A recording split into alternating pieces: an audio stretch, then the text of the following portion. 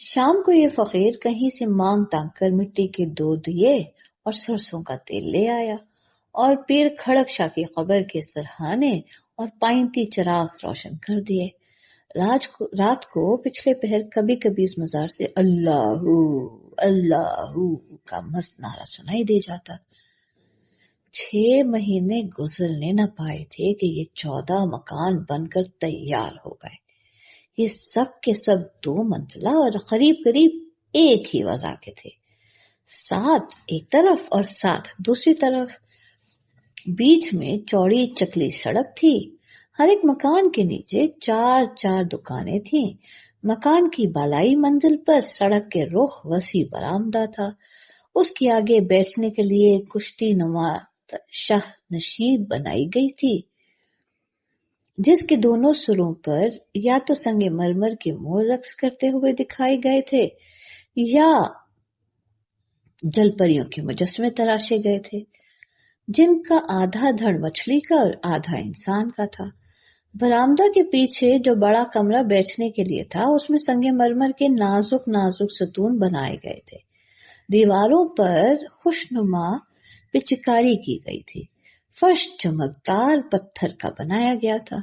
जब संगे मरमर के सतूनों के अक्स इन फर्श ज़मुर्द पर पड़ते तो ऐसा मालूम होता गोया सफेद बुर्राख परों वाले राजहंसों ने अपनी लंबी लंबी गर्दनें झील में डुबो दी हैं। बुध का शुभ दिन उस बस्ती में आने के लिए मुकर्रर किया गया। उस रोज उस बस्ती की सब बेसुआओं ने मिलकर बहुत भारी न्याज दिलवाई। बस्ती के खुले मैदान में जमीन को साफ कराकर शामियाने नस्ब किए गए। देगें खड़कने की आवाजें और गोश्त और घी की खुशबू 20-20 खौस से फकीरों और कुत्तों को खींच लाई। दोपहर होते होते पीर खड़क शाह के मजार के पास जहां लंगर तकसीम किया जाना था, इस कदर फकीर जमा हो गए कि ईद के रोज किसी बड़े शहर की जामिया मस्जिद के पास भी ना होते होंगे। पीर खड़क शाह के मजार को खूब साफ करवाया और धुलवाया गया और उस पर फूलों की चादर चढ़वाई गई और इस मस्त फकीर को नया जोड़ा सिलवा कर पहनाया गया, जिसे उसने पहनते ही फाड़ डाला।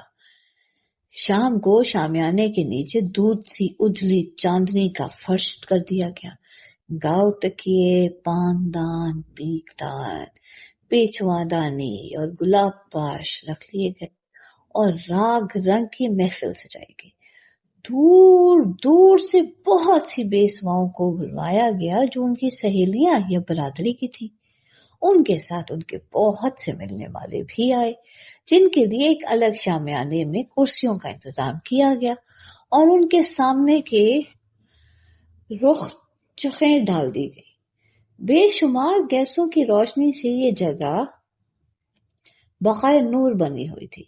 इन बेसुआओं के तोंतल सियाह फाम साजिंदे जरबफ तुर्कमखाब की शेरवानियां पहने, इतर में बसे हुए फुए कानों में रखे, इधर उधर मूंछों को ताव देते हुए और जरख बरख लिबासों और तितली के पर से बारीक साड़ियों में मलबूस गासों और खुशबू में बसी हुई नाजनीन अटकेलियों से चलती रात भर रक्स और सुरूर का हंगामा बरपा रहा और जंगल में मंगल हो गया। 2-3 दिन के बाद जब इस जश्न की थकावट उतर गई तो ये बेसुआएं साजो सामान की फराहमी और मकान की आराइश में मसरूफ हो गई। झाड़, कान, फानूस, ज़रूफ, बिलोरी, कदामद आईने, नवाड़ी पलंग, तस्वीरें और कताते सुनहरी चौखटों पर जड़े हुए लाए गए और खरीने से कमरों में लगाए गए और कोई 8 रोज में जाकर ये मकान कील कांठे से लेस हुए।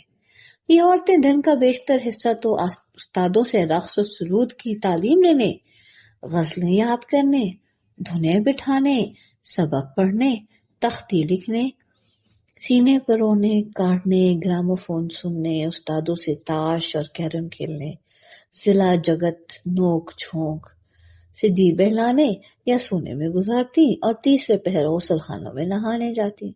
जहां उनके मुलाजिमों ने दस्ती पंपों से पानी निकाल निकाल कर टब भर रखे थे। उसके बाद वो बनाव सिंगार में मसरूफ हो जाती। जैसे ही रात का अंधेरा फैलता, ये मकान गैसों की रोशनी से जगमगा उठते, जो जा बजा संगमरमर के आधे खिले हुए कमलों में निहायत सफाई से छुपाए गए थे। और इन मकानों की खिड़कियों और दरवाजों के कबाड़ों के शीशे, जो फूल पत्तियों की वजह से काट कर जड़े गए थे, उनकी औक़ात कज़ा के रंगों की सी रोशनियां दूर से झिलमिल झिलमिल करती हुई निहायत भरी मालूम होती। ये बेसुमाएं बनाव सिंगार के बरामदों में टहलते, आसपास वालियों से बातें करती, हंसती, खिलखिलाती। जब खड़े खड़े थक जाती तो अंदर कमरे में चांदनी के फर्श पर गांव तकियों से लगकर बैठ जाती। उनके साजिंदे साज मिलाते रहते और ये छालियां कुतरती रहती। जब रात जरा भीग जाती तो उनके मिलने वाले टोकरों में शराब की बोतलें और फल फुलारी लिए अपने दोस्तों के साथ मोटरों या तांगों में बैठकर आते। इस बस्ती में जिनके कदम रखते ही एक खास गहमा गहमी और चहल पहल होने लगती। नगमा और सुरूद, साज के सुर, रक्स करती हुई नाज़नीनों के घुंघरुओं की आवाज कुलकुले मीना में मिलकर एक अजीब सुरूर की सी कैफियत पैदा कर देती। ऐशो मस्ती के इन हंगामों में मालूम भी ना होता और रात बीत जाती। इन बेसुआओं को इस बस्ती में आए हुए चंद ही रोज हुए थे कि दुकानों के किराएदार पैदा हो गए, जिनका किराया इस बस्ती को आबाद करने के ख्याल से बहुत ही कम रखा गया था। सबसे पहले जो दुकानदार आया वो ही बुढ़िया थी जिसने सबसे पहले मस्जिद के सामने दरख्त के नीचे खोंचा लगाया था। दुकान को पुर करने के लिए बुढ़िया और उसका लंगड़ा लड़का सिगरेटों के बहुत से डब्बे उठा लाए और उसे मंबर के ताकों में सजा कर रख दिया। बोतलों में रंगदार पानी भर दिया गया ताकि मालूम हो कि शरबत की बोतलें हैं। बुढ़िया ने अपनी बसात के मुताबिक कागजी फूलों और सिगरेट की डब्बियों से बनाई हुई बेलों से दुकान की कुछ आराइश भी की। बास एक्टरों और एक्ट्रेसों की तस्वीरें भी पुराने रिसालों से निकाल कर लई से दीवारों पर चिपका दी।